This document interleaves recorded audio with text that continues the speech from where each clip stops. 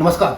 आज के नए एपिसोड में गांव की बात जब हम करते हैं और वो बनगांव जहां से राष्ट्रपति भवन तक आप आराम से सफ़र कर सकते हैं, बहुत लोगों ने किया है। उसी बनगांव में एक और लोग, प्रभात जी हमारे साथ हैं। प्रभात जी ने अभी 5 सितंबर को शिक्षक दिवस के दिन शिक्षक होने का एक अच्छा अनुभव किया है।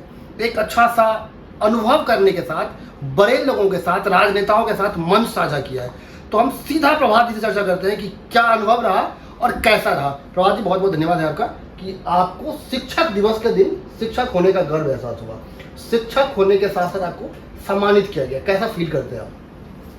ये बहुत ही एक इनलाइटेंड महसूस होता है जब आप ऐसे मंच पर जाते हैं जो राष्ट्रीय स्तर का मंच हो और वहां पर आपको भारत सरकार के शिक्षा मंत्री के हाथों से पुरस्कृत होने का गर्व हो, तो वो हमारे लिए और हमारे सभी लोग जो हमसे जुड़े हुए हैं उसके लिए एक अलग ही अनुभूति का अवसर होता है, जिसमें हमारी मुख्यमंत्री श्रीमती रेखा गुप्ता, हमारे जो माननीय शिक्षा मंत्री हैं आशीष सूद जी और हमारे एजुकेशन सेक्रेटरी और डायरेक्टर मैडम के साथ हमें मंच पर वो पुरस्कार मिला। और ये मेरे कर्मों का पुरस्कार है, जो अनवरत हमारी जो अपनी इच्छा शक्ति का पुरस्कार है, जो हमने शिक्षक होने का जो फर्ज है उसको निभाया और उसको देखा, किसी ने पहचाना और हमें उसके लिए पुरस्कृत किया गया।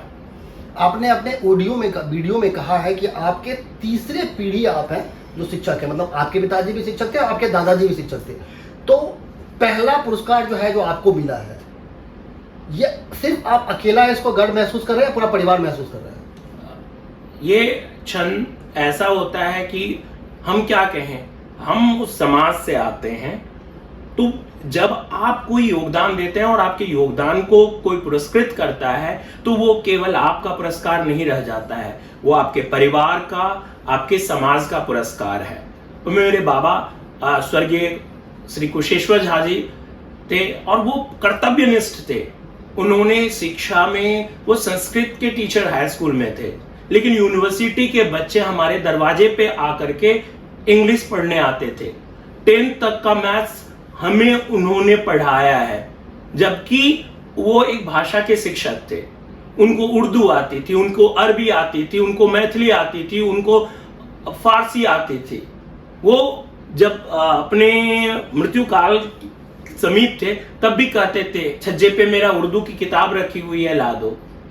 तो और लास्ट डे जब उनकी मौत हो रही थी, उस दिन भी वो पांचजन्य पत्रिका पढ़ करके और स्वर्गवास हुए। लंबी मेरे पापा मनोहर हाई स्कूल में शिक्षक रहे, इंग्लिश के शिक्षक रहे और मेरा सौभाग्य रहा कि वो मेरे क्लास टीचर भी रहे। वो सेवानिवृत्त हुए और हमारी खून में कहीं ना कहीं शिक्षा के प्रति जो लगाव था अपने घर, अपने पूर्वजों से मिला। और ऐसा संयोग रहा कि मेरी शादी भी जिस घर में हुई वो प्राचार्य कॉलेज के थे, लक्ष्मीनाथ जो संस्कृत महाविद्यालय है हमारे गांव में, वहां प्राचार्य के पोस्ट पे पंडित ताराकांत झा। तो हमारी पूरी फैमिली में, मेरे बहनोई फिजिक्स के फैकल्टी हैं यहीं दिल्ली में, तो पूरी फैमिली में शिक्षा के प्रति अनुराग था और उस अनुराग को हमने आगे बढ़ाया है, उस प्यार को आगे बढ़ाया। और ये पुरस्कार मेरे गांव का है, जो उन्होंने पल्लवित और पुष्पित किया, वो संस्कार दिया। हमारे यहाँ वो जगह है जब लक्ष्मीनाथ गोसाई रहे, मंडन मिश्र की वो भूमि है, वो छेदी झा द्विजवर की भूमि है। तो ऐसे लोगों की उस भूमि से मैं आया और कुछ कर पाया शिक्षा के लिए। तो उसमें सब हमारे गांव, हमारे सांस्कृतिक धरोहर, उन सब का योगदान रहा है। आपने कहा कि वहां से मैं आया, इसका मतलब आपका सफर गांव से शुरू हुआ और दिल्ली तक आया। इस दरमियान गांव से निकल करके, नहीं बनगांव से निकल करके और दिल्ली तक आने में कितना ब्रेकर था बीच में, वो कैसे आपने सॉर्ट आउट किया? मेरी प्रारंभिक जो शिक्षा हुई माहेश्वर अनंत मध्य विद्यालय, जिसे छेदीजा स्कूल के नाम से जाना जाता है, वहां से शुरू हुई। वहां पर व्यास जी की डंडे थे और व्यास जी के डंडे को आप सभी जानते हैं। और आज जो मुझे गीत गोविंद याद है, ललित लवंग लता परिशीलन कोमल मलय समीरे, मुझे जो भर्तृहरि के सारे श्लोक याद है, ये शाम न विद्या न तपो न दानम, ये सारी जो श्लोक आज कंठस्थ है। मैं संस्कृत का छात्र नहीं रहा, लेकिन वो उनका योगदान है। अभी स्वर्गवास हो गया हमारे साइंस के टीचर थे सीताराम झा। अपनी जिंदगी में मैंने उस तरह के टीचर नहीं देखा। तो वहां पर उन्होंने जो साइंस पढ़ाया, उस साइंस का पढ़ाया हुआ आज भी मैं 10th तक के बच्चों को ग्रेविटेशन क्या होता है, पोटेंशियल फोर्स क्या है, एनर्जी क्या है, वो पढ़ा सकता हूं। केमिस्ट्री बॉन्ड्स कैसे बनते हैं, वो मेरे 5वीं 6वीं और 7वीं का बैकग्राउंड उन्होंने तैयार किया। तो हमारी वहां से जर्नी शुरू हुई। 7th क्लास के बाद पापा का ट्रांसफर हो गया और वो खगड़िया आ गए। खगड़िया में ब्रह्मा उच्च विद्यालय पिपरा है, तो वहां से मेरी 8th 9th और 10th की पढ़ाई हुई। पापा मेरे टीचर है, मैं हॉस्टल में रह के वहां पढ़ाई की। और वहां पर मुझे बगवा, जो बनगांव से आगे गांव है, वहां से शंभुनाथ झा सावरिया सर थे, जिन्होंने मुझे डांस करना सिखाया, जिन्होंने मुझे नाटक सिखाया, जिन्होंने मुझे इंग्लिश सिखाई। और उनका बहुत योगदान रहा मेरे जीवन को संवारने में। बहुत प्यार करते थे। आज वो स्वर्गवास है, अब जो इस पृथ्वी पे नहीं रहे, फिर भी हमारा ग्रेटिट्यूड उस टीचर के प्रति रहा। उसके साथ साथ बहुत सारे टीचर्स, हमारे पापा मेरे क्लास टीचर रहे और उनकी प्रतिबद्धता देखा था। हर दिन वो उनका टाइम होता था, वो लेसन प्लान बनाते थे। हर दिन उनका आधा घंटा टाइम जो होता था, वो कल आज क्या पढ़ाएंगे वो पढ़ के और तब तैयार होकर के क्लास जाते थे। उनकी प्रतिबद्धता मैंने वहां पर देखी। वहां से मैं TNB कॉलेज भागलपुर आ गया और वहां से साइंस में पढ़ाई करी। वहां मेरा टर्निंग पॉइंट था। मैं साइंस का स्टूडेंट और मुझे तर्कश पढ़ना अच्छा लगने लगा। मुझे चांद चाहिए पढ़ना अच्छा लगा सुरेंद्र वर्मा का। और वहां से मेरी टर्निंग पॉइंट हुई। साहित्य के प्रति और सोशल साइंस के प्रति मेरा अनुराग उत्पन्न हुआ। पापा का ये था कि बेटा मेरा इंजीनियरिंग करेगा, मैथ्स और फिजिक्स मेरा अच्छा रहा है। तो मैंने तैयारी जो है वहां से TNB कॉलेज से पास आउट हुआ। फिर मैं आ गया पटना में मैं इंजीनियरिंग की तैयारी करने के लिए कोचिंग शुरू करी।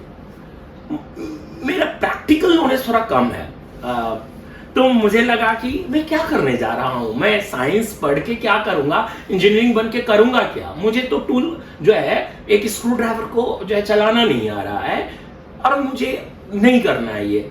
और फिर मैं इकोनॉमिक्स ऑनर्स किया। इकोनॉमिक्स ऑनर्स करने के बाद BHU चलाया मैं, और BHU से मैंने अपनी B.Ed करी। उसके बाद M.Ed वहां से किया और M.Ed का खत्म होते ही मैं दिल्ली फिर रिटर्न बैक आ गया। इस दौरान UPSC की मेरी तैयारी चल रही थी। इसी बीच में 2 बार मैंने SSC निकाला, लेकिन मुझे फाइल नहीं चाहिए था, मुझे ऑफिशियल वर्क नहीं चाहिए था। मैंने अपने जीवन में लक्ष्य तय किया था।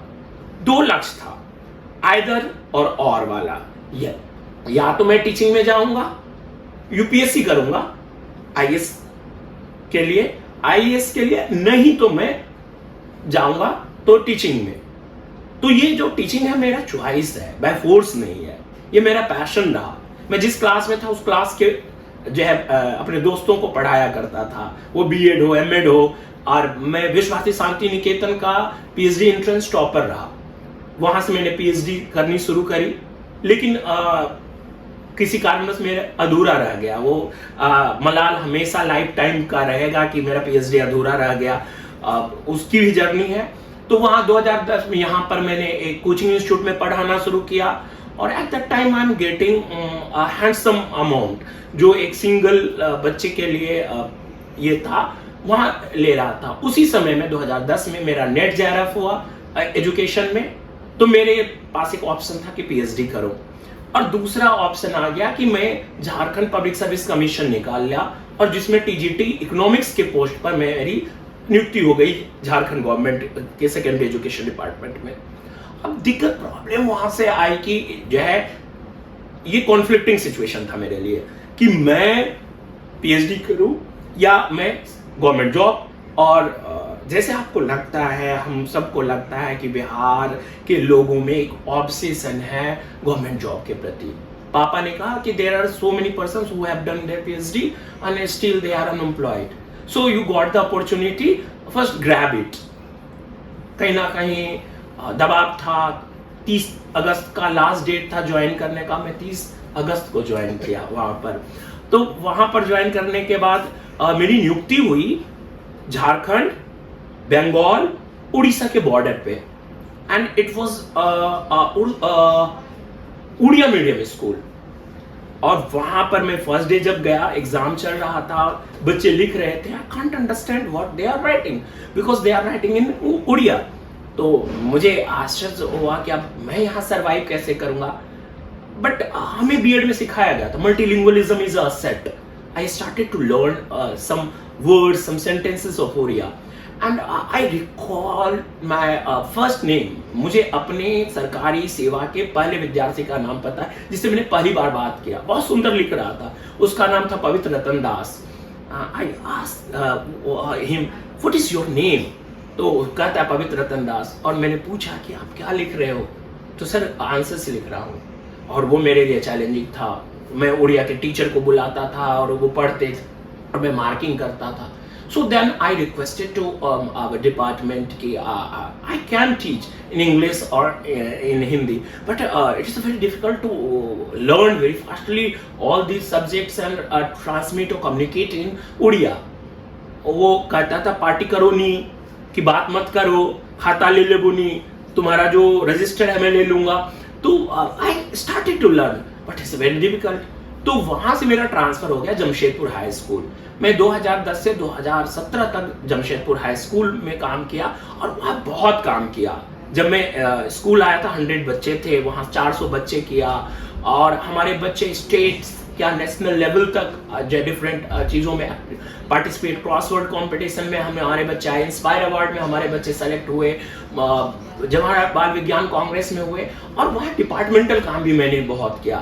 वहाँ पर एक झारखंड गवर्नमेंट के द्वारा परिवर्तन दल बनाया गया था डीएम के साथ मिलकर के, और उसमें कमेटी में मैं एक टीचर के रूप में वहाँ पर था। हमारा काम था स्कूल्स में जाना, उनको मार्गदर्शन देना। तो वहाँ पर बहुत अच्छा लगा, बच्चे बहुत अच्छे थे, they are very creative, artistic nature के बच्चे थे। और एक कॉस्मोपॉलिटन शहर है जमशेदपुर भी, और अभी फिलहाल में 3rd क्लीनेस्ट सिटी के रूप में जो है हुआ। 2010 तक मैं वहाँ रहा और 2010 से 17 तक, 17 के अप्रैल में वहाँ से मैंने रिजाइन कर दिया। कहीं ना कहीं जब आप दिल्ली में रहते हो ना, दिल्ली से दिल लग जाता है किसी का, दिल्ली छूटता नहीं। उस दौरान जमशेदपुर हाई स्कूल के जो हमारे लोग थे, बहुत सारे ऐसे थे कलीग्स थे जिन्होंने बहुत हेल्प किया। जमशेदपुर हाई स्कूल के सारे हमारे साथी, वहाँ के बच्चे, उनका मन नहीं था मैं आऊँ।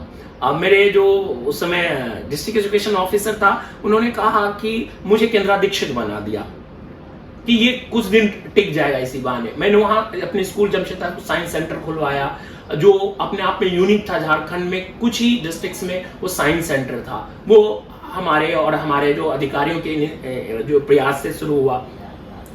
वहाँ पर मंजू सिन्हा मैम है, सुनीता वाजपेयी, भुवनेश्वरी सिंह, बेला कुमारी सहाय, बहुत सारे, सीमा, रजनी मैम, इन सब ने मिलकर के बहुत बूस्टअप किया हमें कि रह जाओ, आप रह जाओ। लेकिन मुझे यहाँ दिल्ली में दिल लगा हुआ था। तो मैं यहाँ एक सवाल खड़ा होता है, जब पहली बार आप ब्लैक बोर्ड के सामने खड़े होते हैं पढ़ाने के लिए, तो आपने बीच में कहा कि मेरे ही पिताजी मेरे क्लास टीचर थे। ये फील हुआ कि यहाँ पापा थे, यहीं पे दादाजी भी थे और वहीं मैं भी खड़ा हूँ। तो ये फील ब्लैक बोर्ड पे हाथ चल रहा था या दिमाग में कुछ और चल रहा था? बहुत अच्छा सवाल आपने किया। आप एक तरह से ये सवाल है आपका कि आपकी बृहत्तर जिम्मेदारी थी कि पापा और बाबा है स्कूल में थे। मैं नेट जेआरएफ किया, मैं पीएचडी भी इनरोल था। मैं 2 बार नेट जेआरएफ एजुकेशन में किया और इस बार 2025 में मैंने पॉलिटिकल साइंस में भी अपनी नेट निकाली है और मैं 5 सब्जेक्ट्स में मास्टर्स कर लिया हूँ। मैं हिंदी में मास्टर्स किया, मैंने साइकोलॉजी, मनोविज्ञान में किया। मनोविज्ञान बहुत इंटरेस्टिंग सब्जेक्ट रहा मेरा। उसके बाद पॉलिटिकल साइंस में, अर्थशास्त्र में, इकोनॉमिक्स में किया।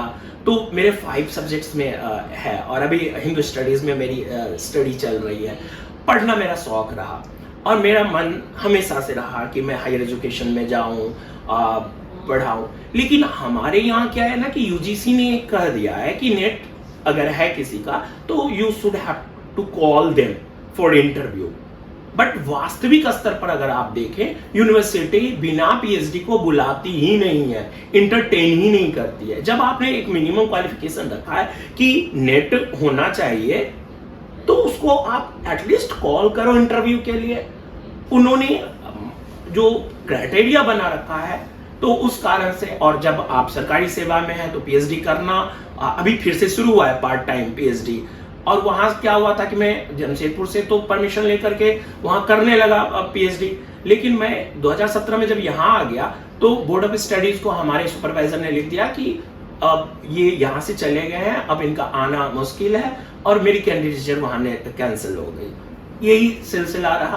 तो आप जो सवाल कर रहे हैं, बृहत्तर जिम्मेदारी है कि मुझे और आगे जाना है, कोशिश कर रहा हूं, और कोशिश में कहां तक सफल हो पाता हूं वो आने वाला समय जब आप स्टूडेंट को पढ़ा रहे होते हैं, जब आप फिजिक्स की क्लास ले रहे होते हैं, केमिस्ट्री की आप थ्योरी समझा रहे होते हैं, आपके दिमाग में थ्योरी वाली कैलकुलेशन चलती है, या ये लगता है कि नहीं, इन बच्चों को थोड़ा सा ये भी ज्ञान देना है कि साइकोलॉजिकल कैसे प्रिपेयर्ड होना है पढ़ने के लिए? एक साइकोलॉजी के का छात्र होने के नाते मैं अपने को छात्र कहूंगा कि टीचर के मन में अहंग जब आ जाता है ना कि मैं सिखाता हूं, तो वो टीचर ही नहीं रह जाता है। ये सीखने सिखाने की एक प्रक्रिया है, और सतत प्रक्रिया है, वो जो एक दिन में पूरा नहीं होता है। तो मैं सिखाने की कोशिश करता हूं, केवल कंटेंट नॉलेज दे करके आप एक बच्चों के मनपसंद जो गुरु नहीं हो सकते हैं। गुरु बनने की बेहतर जिम्मेदारी है कि बियॉन्ड द क्लासरूम आपको जाना होगा, आपको उसको अपॉर्चुनिटीज बतानी होगी कि आगे क्या क्या अपॉर्चुनिटीज है तुम्हारे सामने में, तुम्हारी पोटेंशियल क्या है, और तुम्हारे लिए और कितने रास्ते खुले हुए हैं। आपको अपने कंटेंट को जीवन और समाज से जोड़ना होगा। जब तक उसको जीवन और समाज से नहीं जोड़ेंगे, तब तक हमारी सफलता बच्चों के साथ उसकी सफलता सुनिश्चित नहीं होगी। कुछ पर्सनल सवाल एकदम कि बनगांव और दिल्ली, बहुत सारे लोग बनगांव के दिल्ली में हैं और बड़े बड़े ओहदे पे हैं, पीएमओ तक लोग हैं, इवन यहाँ से लोग अमेरिका तक ऑपरेट कर रहे होते हैं, सबका घर बनगांव है। कहाँ फील करते हैं कि हम बनगांव के हैं इसलिए दिल्ली में पढ़ाई कर रहे हैं, या नहीं ठीक है हम अपने बल पे यहाँ पे हैं? देखिए, रविन्द्रनाथ टैगोर जी कहते हैं कि अगर आपको आगे मानव, बृहत्तर मानव बनना है ना, तो खुद से प्यार करना होगा। खुद से जब प्यार करेंगे तो अपने कुल से, अपने खानदान से, अपने समाज से, अपने गांव से, अपने शहर से प्यार होगा। तो वो प्यार, वो जड़ जो जमीन हमें दिया है, वो मिथिलांचल की वो भूमि ने दिया है, वो जो बौद्धिक हमारी असेट है, संपत्ति है, वो चाणक्य आर्यभट्ट की भूमि रही, विद्यापति की भूमि रही, नागार्जुन जैसे अक्खड़ की भूमि रही, रामधारी सिंह दिनकर जैसे प्रकांड राष्ट्र कवि की भूमि रही, वो चतुरानंद मिश्र की भूमि है, जो लड़ना सिखाता है, जो आपको एडजस्टमेंट क्या होता है ना, हमारे खून में है। और इसीलिए हमने साबित किया, वो अमेरिका हो, इंग्लैंड में हो, और ये नहीं कि हमने अपनी धरोहर को छोड़ा है। तो कहीं ना कहीं दिल्ली तक के सफर में वो जो मजबूत नींव वहां से दिया हमारे शिक्षकों ने, हमारे समाज ने, जो जीके की जो कंपटीशन चलती थी, सुमंत स्मारक में जब मैं एक घड़ी भी जीतता था, और वो भुकिया वाली घड़ी बोली जाती थी उसको, वो बैटरी से चलती थी, तो वो जो खुशी होती थी वो, और वो एक पर्टिकुलर गांव का नहीं होता था, मैसी, बगवा, बनगांव, चैनपुर सबके बच्चे होते हैं। और उसमें जब मैं एक्सेल करता था, साइंटिफिक कोचिंग सेंटर में जो हमने पढ़ाई करी है, हमने छेदीझा स्कूल में जो पढ़ाई की है, वो आगे तक हमें ले आया।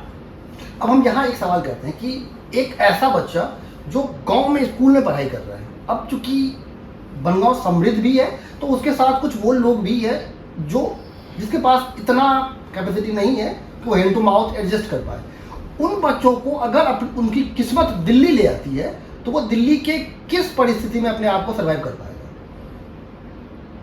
देखिए, रास्ते और भी हैं, मंजिलें आप तय करना शुरू करें तो कोई ना कोई आपके कारवां में जुड़ता चला जाता है। आप एक बार हिम्मत करिए, देखिए। और आज सोशल मीडिया का समय है, आपने देखा कि अपने गांव से लोगों ने बिजनेस एम्पायर खड़ा किया, जो एक ड्राइवर का काम करता था जिसके पिताजी, बहुत सारे ऐसे लोग हमारे यहाँ आए जो पढ़ाई के बल पर यूएनओ तक गए।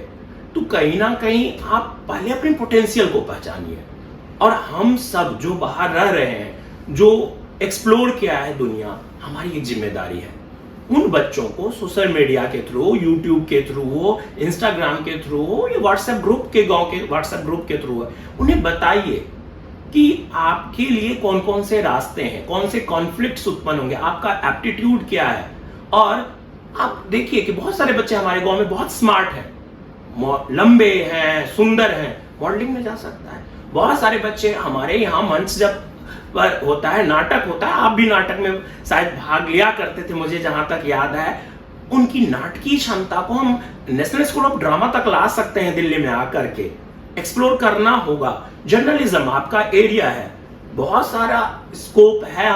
हमारी यहाँ की बेटी राज्यसभा टीवी या लोकसभा टीवी का पहला एपिसोड एंकरिंग कर रही है, वो हमारे लिए गौरव का क्षण है। तो उस भूमि में तो बहुत पोटेंशियल है। हाँ, बहुत सारे बच्चे हैं जिनके गार्जियन अफोर्ड नहीं कर सकते, वो जिम्मेदारी हमारी बनती है कि हम उन्हें बताएं कि आपका पोटेंशियल क्या है, और उस पोटेंशियल को लेकर के हम आगे कैसे उसे बढ़ा सकते हैं। ऐसी कौन सी यादें हैं जिसको आप ताजा करना चाहेंगे जो अभी तक आपने परिवार के साथ नहीं किया? जो गांव से रिलेटेड है, बहुत सारे ऐसे इंसिडेंट्स होते थे। मैं पढ़ने में ठीक ठाक रहा, मैं अपने क्लास में फर्स्ट होता था। तो मेरे दोस्त थे वहाँ पर फेंटा, तो उसने बोला कि मुझे दिखाओ, और मैं थोड़ा सा करता कि मैं फर्स्ट करूँगा, दूसरे को जो है नहीं हो, तो मैं दिखाता नहीं था। तो एक दिन वो घेर लिया मुझे, और अब मैं गांव के बाहर के टीचर्स, मोती बाबू और वो जो है दिवाकर बाबू, तो वो लोग परेशान हो गए जो है कि जो है वो जितेंद्र भैया थे, वो घेर लिए, आज हमारे बहुत करीब है। तो वो एक डर था, वो फियर था, फिर हम वहां से कैसे बच के निकले। लेकिन मैंने कभी फिर भी नहीं दिखाया। मैं थोड़ा सा इसमें था कि जो हो जाएगा देख लूंगा, लेकिन मेरा कोई कॉपी से उतार ले, मेरा कॉपी कर ले, वो मैं उसे होने नहीं दूंगा। बहुत सारे ऐसे छोटे छोटे इंसिडेंट थे। थोड़ा सा मैं सॉफ्ट। आज लड़ाई से डर लगता है? आज की डेट में लड़ाई से डर लगता है? लड़ाई से डर लगता है, लेकिन अपने अधिकारों के लिए आवाज उठाने से कभी डर नहीं लगता। एक सामाजिक विज्ञान के शिक्षक होने के लिए मैं अपने बच्चों को भी रिबेलियस बनाता हूँ। हमारे पास आप जिदु कृष्णमूर्ति की बुक देखे, एजुकेशन का मतलब ये नहीं है कि रटा रटाया चीजों को, अपने अधिकारों के लिए सजग होना, जागरूक होना, ये बहुत जरूरत है। इवान इलिच इसीलिए डी स्कूलिंग सोसाइटी की बात करी। इवान इलिच जब कहता है, वो कहता है कि जो स्कूल्स है ना, मीडियोकर बना दे करके छोड़ देता है, उसकी क्रिएटिविटी को पंख ही नहीं लगने देता, उसकी सृजना में नए आकाश छूने के, कि इस क्षितिज के उस क्षितिज तक जाने की क्षमता आप में है, उसको बढ़ने नहीं दे। आप क्या चाहते हैं, 1+1 2 हो या 1 और 1 11? हम यही चाहते हैं कि 1 और 1, जो जापान में 11 होता है, हमारे यहाँ 1 माइनस बीच में लग जाता है और 0 हो जाता है, वो ना हो। हमारे समाज में सबसे बड़ी विडंबना यही है। अगर आप कोई अच्छा काम करते हैं ना, तो लेग पुलिंग बहुत अधिक है, और ये भारत की इस वैल्यू सिस्टम को खत्म कर रहा है कि बढ़ने और बढ़ाने की प्रवृत्ति। अगर डैलर्स रिपोर्ट पढ़िएगा तो उसमें 4 स्तंभ बताए एजुकेशन का, तो learning to be, learning to do, और उसमें जो चौथा स्तंभ है कि लर्निंग टू लिव टुगेदर, साथ रहने, को एग्जिस्टेंस, अस्तित्व। 21st सेंचुरी स्किल्स की जब बात हम करते हैं, वहां भी कह रहा है कि कोऑपरेशन सिखाइए बच्चों को, क्रिएटिविटी सिखाइए, कम्युनिकेशन सिखाइए। अब यहाँ 3 सवाल खड़ा होते हैं, क्रिएटिविटी, कम्युनिटी और 1-to-1 कम्युनिकेशन। इसमें मोबाइल एक बहुत बड़ा हिस्सा है, और अगर स्कूल कैंपस के अंदर मोबाइल अलाउड नहीं है, तो क्या बच्चों को मोबाइल के लिए प्रीफर करना चाहिए? Sir, there are so many devices now available जहां आप रेस्ट्रिक्शंस कर सकते हो। उस मोबाइल में भी रेस्ट्रिक्शंस हो सकता है कि कौन सी साइट्स ओपन हो, कौन सी साइट्स ओपन नहीं। हमें अगर टेक्नोलॉजिकली अवेयर है तो हम उसको एजुकेशनल पर्पस के लिए यूज कर ले। आज बच्चे, हम जब पढ़ाई कर रहे थे हम लोग, तो ब्लैक बोर्ड पे हमें समसूत्री विभाजन और जो है अर्धसूत्री विभाजन पढ़ाया जाता है, मिटोसिस मायोसिस पढ़ाया जाता था, कुछ समझ नहीं आता था रियली में। आज एनिमेशन के थ्रू मैं देख सकता हूं कि माइटोकॉन्ड्रिया क्या करती है, कैसे वर्क कर रही है। लाइसोसोम को हम क्यों आत्महत्या की थैली कहते थे, तो वहां आप डिविजन्स को देख सकते हैं। बहुत यूजफुल है, प्रैक्टिकल कॉन्सेप्ट क्लैरिटी होगी। दुनिया एआई के तरफ जा रहा है। आज जब स्कूल में किताब और कॉपी के बीच में लिख रहे होते हैं, वो भी एक सम टाइम तक हम पेंसिल का उपयोग करते हैं। क्या वहां पे मोबाइल और टेक्नोलॉजी को एआई वर्जन जाना चाहिए? देखिए, अगर हम बच्चों को उससे इनहेंस कर सकते हैं, माइंड डेवलप हो सकता है, तो जरूर करना चाहिए। और समय और परिवर्तन को आप कितना भी लड़ ले, आप रोक नहीं सकते हैं। तो उसके साथ एक बेहतर कोऑर्डिनेशन और एडजस्टमेंट बना लें तो वो बेनिफिशियल होगा सोसाइटी के लिए। अगर कोई समाज उसको नहीं अडॉप्ट करेगा तो वो समय के साथ पीछे हो जाएगा। अगर इसी को हम लोग मैथिली में कम्युनिकेशन करें, क्योंकि बनगांव मिथिला क्षेत्र है और हम चाहते हैं कि ये लाइन आप मैथिली में गांव के लिए सजेस्ट करें, ताकि गांव के लोगों को ये समझ में आए कि सिर्फ 10th और 12th कर लेना पढ़ाई नहीं है, मास्टर और पीएचडी कर लेना पढ़ाई नहीं है। पढ़ाई के साथ आप व्यवहारिक ज्ञान कितना लेते हैं, ये सबसे बड़ा सवाल है। इसको कैसे कन्वर्ट करेंगे? मैथिली में बोलो। आज के दौर में अगर हम देखे छिए तो केवल अपना सबके तरफ लोग के जे मेंटल छे कि मेंटालिटी छे कि पढ़ाई के मतलब होय छे एसएससी पास करब। कनटा कमजोर बच्चा छे तो ओकरा आर्मी में दौड़ा दियो। एहि बीच में जखन बहुत लार्ज स्केल पर टीचर बने लागले तो बीएड करवा दियो। दुनिया में और भी रास्ते हैं, आर रास्ता छे। ओकरा देखियो बच्चा के कोन क्षमता छै, ओकर एप्टीट्यूड कने चेक करियो, ओकर अभिक्षमता के देखियो, ओकर एटीट्यूड केहन छै, कोन जॉब के प्रति ओकर रुचि के कनिटा परखियो। और ओहि के अनुसार वो बड़का साहित्यकार बन सकैया, वो बड़का पत्रकार बन सकैया, वो बहुत बड़का पेंटर बन सकैया। ओकरो इसको बहुत छै। ऐ सीता देवी का लोग जाने छे, मधुबनी पेंटिंग के जाने छे, आ करोड़ों के कमाई छे। एक आर्थिक स्वावलंबन और रुचि दुनू ओकरा पहुंचेते। तो हम सब जे छिए आ गार्जियन की होय छै ना, कह बहुत आराम से लागे छे। अपन बच्चा पर इम्प्लीमेंट करे के जखन बात आवे छे ना तो सब हट जाय छे। ओ एकटा कहावत छे ना, भगत सिंह दोसरे के घर में नीक लागे छे। तो हमरा अहाँ के ई शुरू पर बहुत एहन लोग छे अपनो गांव में जे अपन बच्चा के केवल आईएएस नहीं बनावे चाहे छे। और अब मुकुल पाठक हमारे टीचर रहलखिन ना, तो वो कहते रहथिन कि जो है ना, हम लोग बहुत दिन तक गमित रहे। वो जो सल्तनत काल से मुगल काल से जो है वो अंग्रेजों का गुलाम रहे। तो गुलाम के जो मानसिकता छे ना, वो सिविल सर्विस में जे जाए चाहे छे, ओइमे लगभग 90% केवल पावर ल पक्ष ल हमरा लोग जाने तै दुआरे वो कुर्सी के लोभ से जाए छे। सिविल सेवा छिए वो जे सामान्य लोग के सेवा करे ले जाए छे। और ओकरा जखन नहीं होय छे ना वो चीज, तो नस काट के मर जाए छे, सुसाइड क्या ले छे, डिप्रेशन में चल जाए छे। अरे सेवा ही करना है, एनजीओ है सेवा करने के लिए। योगेंद्र राजेंद्र सिंह का क्यों नहीं कहल के, सुंदरलाल बहुगुणा का क्यों कहल के, मेधा पाटेकर का क्यों कहल के, जे छे वो सिविल सर्विस ने बहुत सेवा केल के दुनिया का। वंदना शिवा छे, सुनीता नारायण छे, देखियो कते आकाश केल के। तो बहुत स्कोप छे, स्कोप का पहचाना व्यापार। अगर अहाँ के एक दिन ला या एक हफ्ता ला बनगांव नगर पंचायत के शिक्षा व्यवस्था आगे हाथ में दे जाए, आप की ठीक कर चाहे छी?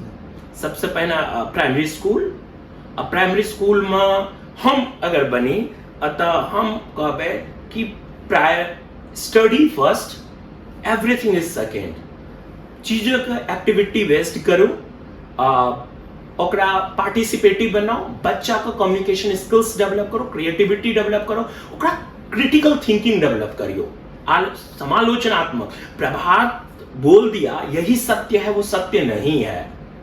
सत्य जो है समय काल और परिस्थिति और स्थान के सापेक्ष होता है। जबकि गांव में देखते हैं कि खेल प्रतियोगिता हो रहा है, नाटक प्रतियोगिता हो रहा है, क्विज हो रहा है, बट रियलिटी में पढ़ाई बेस कितना प्रतियोगिता होना चाहते हैं? जैसे जीके का कंपटीशन हो रहा है और कुछ लोगों ने, मैंने देखा इस बीच में, उस पर भी ऑब्जेक्शन किया कि जीके देखिए, हाँ उसमें और चीजों को आप ला सकते हैं, एक्सटेम्परी ला सकते हैं, डिबेट कॉम्पिटिशन्स कराइए, राइटिंग कॉम्पिटिशन्स कराइए, उसको मल्टी डायमेंशनल बना दीजिए तो और बेहतर हो सकता है। लेकिन जीके का जो कंपटीशन है वो गड़बड़ है, ऐसा नहीं है।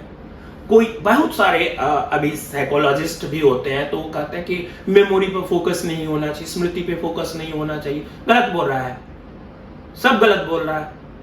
अगर मुझे एक अच्छा कोट बोलना है, मुझे इवान इलिच का नाम नहीं याद रहेगा, पॉल फेरारी का नाम नहीं याद, विवेकानंद याद नहीं रहेंगे, तो मैं अपनी भाषा क्षमता को बेहतर नहीं कर सकता हूं। आप अगर संदीप माहेश्वरी को बोलते हुए सुनते हैं तो वो उदाहरण लाता है, तो वो जब उसकी मेमोरी शार्प नहीं होगी वो नहीं कर सकता। अगर ब्लूम्स टैक्सोनॉमी हम देखते हैं तो सबसे पहले मेमोरी है। एटलीस्ट वो राष्ट्रपति प्रेसिडेंट सुनता रहेगा ना, एक दिन में पूछेगा वो कि प्रेसिडेंट होता क्या है। जब आप पहली बार प्रेसिडेंट होता है ये बताओगे तो वो नहीं समझ पाएगा। So you have to develop the words, बच्चों को वर्ड्स का अवेयरनेस, देन वो क्वेश्चन पूछेगा। वर्ड्स आएगा तो क्वेश्चन पूछेगा कि जर्नलिस्ट होता क्या है। अभी आपके सामने ये बच्चा पूछा कुछ, तो वो जब शब्द सुनेगा तो क्वेश्चन पूछेगा, और क्वेश्चन जब पूछेगा तब आप उसको एक्सप्लेन करेंगे या उसको फैसिलिटेट करेंगे, तो वो ऑटोमेटिक अंडरस्टैंडिंग डेवलप होगी। अभी के एजुकेशन में सबसे बड़ी प्रॉब्लम यही है कि मेमोरी को कह दिया कि वो कुछ भी नहीं है, जबकि आज भी आपकी एग्जाम्स में क्वेश्चन जब पूछा जा रहा है तो वही पूछा जा रहा है कि ये लड़ाई कब हुई, किसके बीच में हुई, कहां हुई, फंडामेंटल राइट्स कितने हैं, कितने नंबर पे ये फंडामेंटल राइट्स है। अगर मैं कॉन्सेप्ट बेस्ड करके वो फंडामेंटल राइट का जो है एक्सप्रेशन है 19 नंबर पे है, जीवन का अधिकार 21 है और 21A शिक्षा का अधिकार है, मुझे याद नहीं है, मैं बोलूंगा कैसे, मैं लिखूंगा कैसे। जरूरी है मेमोरी, तो जीके भी जरूरी है, बट उसके साथ भाषा संप्रेषण कौशल, इंटोनेशन, आर्टिकुलेशन, बच्चों में कॉन्फिडेंस के साथ बातें करना, ये सारे चीज लाना होगा। अभी 2 जगह में गैप जब मैं देखता हूं, शहर और गांव में, अपने तरफ लोगों में ना कंटेंट नॉलेज पर बहुत अधिक फोकस रहा, वो उसमें बहुत अच्छा है, ग्रामेटिकली बहुत अच्छा लिखते हैं, संस्कृत भाषा हिंदी भाषा पे पकड़ बहुत अच्छी है। लेकिन हमारे बच्चे कॉन्फिडेंस के लेवल में और कम्युनिकेशन में पिछड़ रहे हैं। यहां के बच्चे क्या है, कंटेंट में साफ है, कंटेंट नॉलेज नहीं है, यहां पर को-करिकुलर एक्टिविटीज फोकस्ड हो गया है। So they are very expressive, their communication, they are very fluent in their language. अगर मैं सा और रा में कोई गड़बड़ी करता हूं, they catch up very fastly, they catch it very fastly. लेकिन अगर वही कंटेंट पे चले जाओ तो यहां पर वो गायब है। तो ये दोनों को मिक्स करने की बहुत जरूरत है कि कंटेंट विथ कम्युनिकेशन आए, तभी वो बेहतर इंसान बन सका। और व्यवहारिकता में वो चीजें हैं, इनकलकेशन, वैल्यू खत्म हो रही है। आप टीचर नहीं होते, अगर आप टीचर नहीं होते, बहुत सारे आपके दोस्त हैं जो भी टीचर नहीं है, सरकार में जॉब नहीं कर रहा है, तो उनको आप क्या सजेशन देंगे कि क्या करना चाहिए अपनी जिंदगी के लिए? खुद की जिंदगी के लिए, उनके जिंदगी के लिए। अगर आपका कोई दोस्त जो टीचर नहीं है, जो प्राइवेट जॉब कर रहा है, जो अपनी हैंड टू माउथ की प्रॉब्लम से झेल रहा है, उसको वहां से कैसे आगे बढ़ना है? बहुत सारे आजकल अपॉर्चुनिटीज बहुत है। गवर्नमेंट की इनिशिएटिव से कॉरेस्पॉन्डेंस से पढ़ाई होती है। आप कॉरेस्पॉन्डेंस पत्राचार पाठ्यक्रमों के द्वारा, अगर आपने 10th तक की पढ़ाई भी नहीं कर पाए हैं और आप जॉब में लगे, तो national institute of open schooling है, जो है कहते हैं ना कि अगर आप में वो है, हिम्मत है, जज्बा है, तो बहुत सारे बच्चे करते हैं। झाड़ू लगा करके IAS बन जाते हैं, और गार्ड की नौकरी JNU में करते हुए कोई IAS बनता है, तो हम तो ज्यादा सक्षम है। अरुणिमा सिन्हा पैर कट जाने के बाद उस हिमालय पर चढ़ जाती है, कल्पना चावला के कोलंबिया मिशन फेल होने के बाद भी सुनीता विलियम्स कहती है कि मैं जाऊंगी और अंतरिक्ष से लौट आती है। ये हिम्मत। तो आप कन्फाइंड मत होइए, आप स्वयं प्लेटफॉर्म है, वहां से बहुत सारे सर्टिफिकेट एंड डिग्री डिप्लोमा कर सकते हैं, और वो गवर्नमेंट अप्रूव्ड कोर्सेज है, इग्नू है या और दूसरे भी यूनिवर्सिटीज है, SOL है दिल्ली यूनिवर्सिटी का, वहां से कर सकते हैं। आखिरी संदेश क्या देना चाहेंगे जनता को?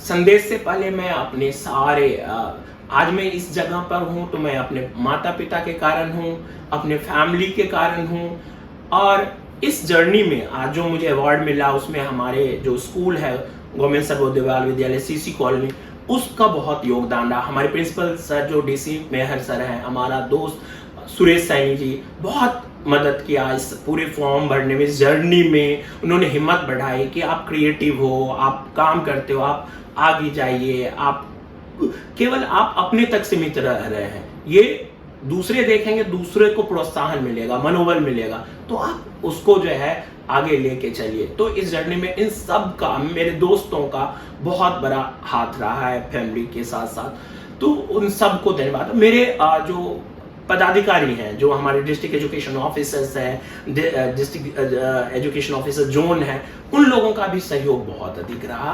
तो सबको धन्यवाद इस पुरस्कार के लिए, और अपने ग्रामीण को, गांव को, अपनी मिट्टी को, अपनी जननी जन्मभूमि स्वर्गादपि गरीयसी, तो वो जननी है, वो हमारी, वो हमारा मूल है हमारा, तो उसको हम नहीं भूल सकते हैं। सबको जो है उसके लिए धन्यवाद, और मैं यही कहूंगा, निस्वार्थ होइए, पुरस्कार के लिए काम मत कीजिए। जिस दिन आप एक टीचर के रूप में काम करने लगेंगे ना, और आपको लगेगा मेरा बेटा है वो, बच्चे कहा जाता है जिस दिन आप एक टीचर के रूप में अपने खुद को मां समझने लगेंगे, तो आप अपने बच्चों से उसी तरह ट्रीट करेंगे जैसे अपने बच्चे से करते हैं, उनकी सफलता को अपनी सफलता मानने लगेंगे। वो जब सफल होगा तो आपको के आंख में आंसू आने लगे। जिस दिन परिणाम आए उस दिन आपकी बेचैनी उस बच्चे से अधिक हो जाए। जिस दिन आप पढ़ाए नहीं तो आपको बेचैनी हो, स्कूल ना जाने पर आपको मन में एक लगे कि आज मेरा स्कूल छूट गया, मेरे बच्चे छूट गए, और आपके लिए जब बच्चे इंतजार करने लगे, आपकी घंटी बजने पर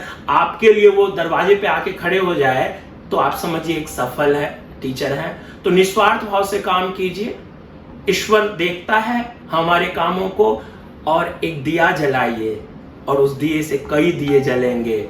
उन झुग्गियों से, उन गरीबियत से, उन जो माइग्रेट पॉपुलेशन हमारे यहाँ आते हैं, उन सब के लिए थोड़ा थोड़ा काम कीजिए। ये राष्ट्र आपका है। भ्रष्टाचार कुछ नहीं होता है, अगर हम अपना काम नहीं करते हैं ना, वही भ्रष्टाचार है। तो उसको अपने अंदर से निकालिए, अहंग को निकालिए, हम्बल बनिए, जमीन से जुड़ के रहिए।